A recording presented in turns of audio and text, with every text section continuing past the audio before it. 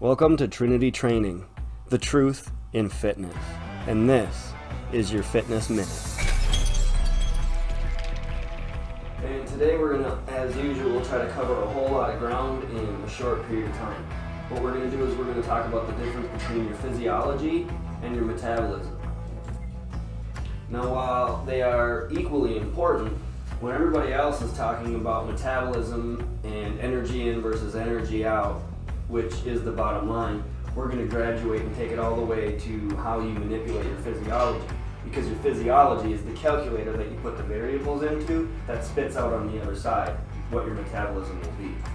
Okay, so now that we know that your physiology can be manipulated, the question becomes, how do you do that to create a good metabolism on the other end of it? And while it's not as simple as good metabolism versus bad metabolism, or what everyone else will tell you about you have a high metabolism or a slow metabolism or whatever other crap, it's all as simple as any equation where you balance each side of the equation equally to come out with the most efficient outcome. But before we're ready to talk about efficiency versus inefficiency when it comes to our physiological structure or our metabolism, it's first important to understand how the body actually works before we can even start talking about how it can be efficient or inefficient.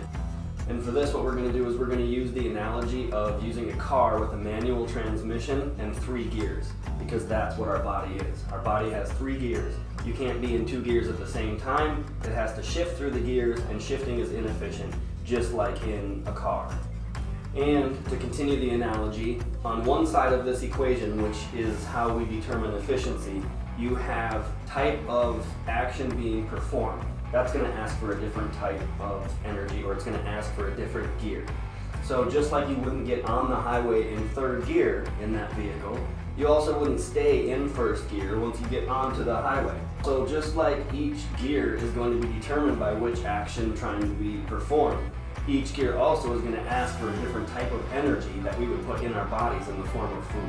Back to the variable. On one side of the variable you have type of action performed, on the other side you have type of energy in.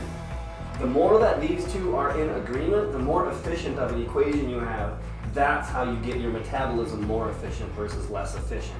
And that's the end result when you learn how to manipulate your physiology rather than reacting to your metabolism. Stay tuned for the next video where we go over the different energy sources and the difference between ketogenic and carb-centric meal plans. And as always, come check us out at trinitytrainingmn.com for the truth in fitness.